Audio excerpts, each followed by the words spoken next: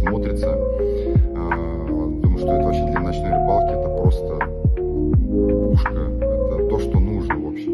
Ну, потому что наши специалисты все установили так, все грамотно, то, что все подсвечивается, каждая ниша подсвечивается этого корабля. Вот, так что я сейчас так